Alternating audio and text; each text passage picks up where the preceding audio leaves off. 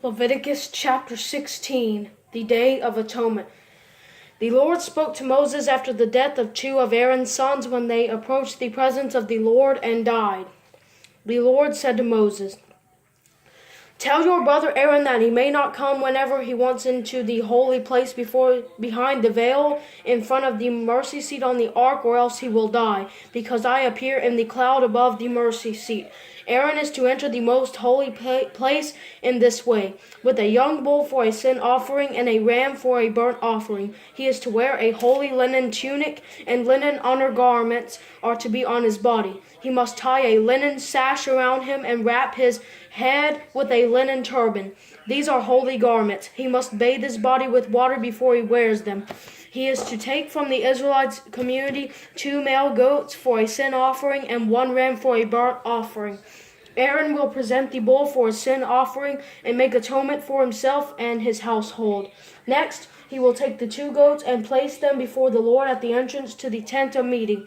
After Aaron casts lots for the 2 goats, 1 lot for the Lord and the other for Azazel, he is to present the goat chosen by the lot for the Lord and sacrifice it as a sin offering. But the goat chosen by lot for Azazel is to be presented alive before the Lord to make purification with it by sending it into the wilderness for Azazel.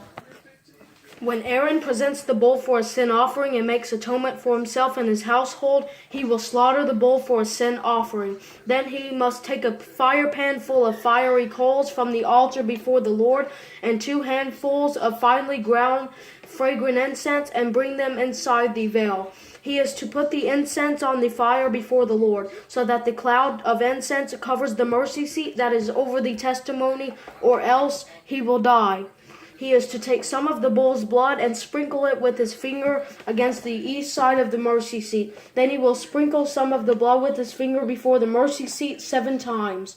Then when he slaughters the male goat for the people's sin offering and brings its blood inside the veil, he must do the same with its blood as he did with the bull's blood. He is to sprinkle it against the mercy seat and in front of it. He will purify the most holy place in this way for all their sins because of the Israelites' impurities and rebellious acts. He will do the same for the tent of meeting that remains among them, because it is surrounded by their impurities. No one may be in the tent of meeting from the time he enters to make atonement in the most holy place until he leaves after he has made atonement for himself, his household, and the whole assembly of Israel. Then he will go out to the altar that is before the Lord and make atonement for it. He is to take some of the bull's blood and some of the goat's blood and put it on the horns of all sides of the altar. He is to sprinkle some of the blood on it with its finger 7 times to cleanse and set it apart from the Israelites' impurities. When he has finished purifying the most holy place, the tent of meeting, and the altar, he is to present the live male goat. Aaron will lay both his hands on the head of the live goat and confess over it all the Israelites' wrongdoings and rebellious acts, all their sins. He is to put them on the goat's head and send it away into the wilderness by the man appointed for the task. The goat will carry on it all their wrongdoings into a desolate land, and he will release it there. Then Aaron is to enter the tent of meeting, take off the linen garments he wore when he entered the most holy place, and leave them there. He will bathe his body with water in a holy place and put on his clothes. Then he must go out and sacrifice his burnt offering and the people's burnt offering. He will make atonement for himself and for the people. He is to burn the fat of the sin offering on the altar.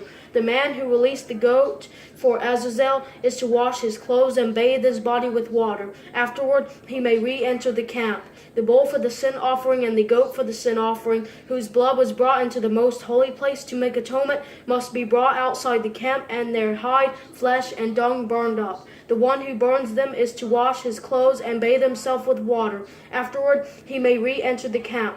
This is to be a permanent statute for you. In the 7th month, on the 10th day of the month, you are to practice self-denial and do no work, both the native and the foreigner who resides among you. Atonement will be made for you on this day to cleanse you, and you will be clean from all your sins before the Lord. It is a Sabbath of complete rest for you, and you must practice self-denial. It is a permanent statute. The priest who is anointed and ordained to serve as high priest in place of his father will make atonement.